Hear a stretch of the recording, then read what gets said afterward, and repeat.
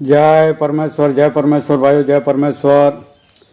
तो भाइयों, साधनोदास महाराज लिखी किताब जगत हित करनी पेज नंबर 81 से पढ़ करके सुनाते। तो भाइयों, हिंदू, मुसलमान, अंग्रेज और सातों आठों विलायतों के राजा, बादशाह व रैयत सबके आगे हाथ जोड़ करके अर्ज करते यह किताब जगत हित करनी एक बार जरूर पढ़े और पढ़ करके इंसाफ करे।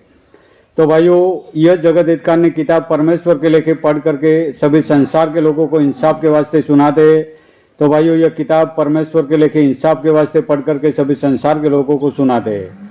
तो भाइयों, हिंदू, मुसलमान, अंग्रेज और साधु, संत, पंडित, फकीर, राजा, महाराजा और सातों आठों विलायतों के राजा, बादशाह व रैयत सबके आगे अर्ज करते यह किताब जगत हित करनी एक बार जरूर पढ़े अपने अपनी औलाद बचने के वास्ते। तो भाइयों, आज जो भी संसार में नुकसान हो रहा है वो साधनोदास महाराज ने इस किताब में बताया है। तो भाइयों, जरूर यह किताब पढ़े और पढ़ करके इंसाफ करे। जय परमेश्वर भाइयों।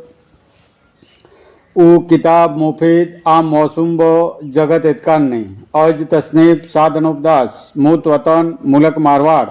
यह जगत हित करनी जिसको श्री अनूपदास प्रिंटिंग प्रेस छावनी अरणपुरा में छाप के प्रसिद्ध किया तारीख 17 अप्रैल सन 1909 जब वैशाखवती 12 सम्मत 1965।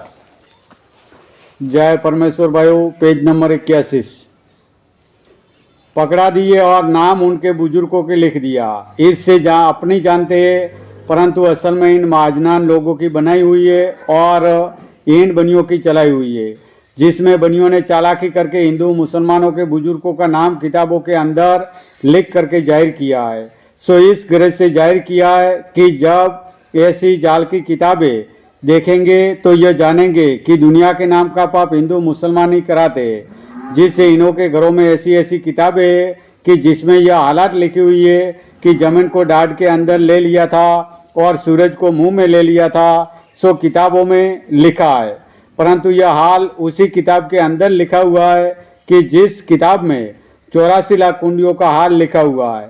परंतु यह किताबें राक्षसी वेद की है, जिनमें इन बनियों ने हिंदू मुसलमानों के बुजुर्गों का नाम लिख दिया है कि जो पहले जमाने में सती हो गुजरे।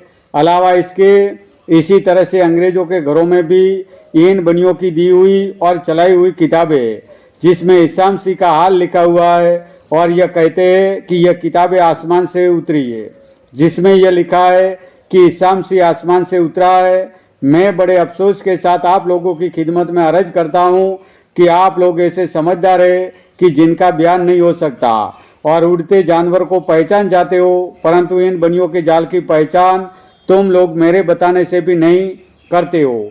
सो यह राक्षसी पाप का सबब है, क्योंकि तुम्हारे ना समझने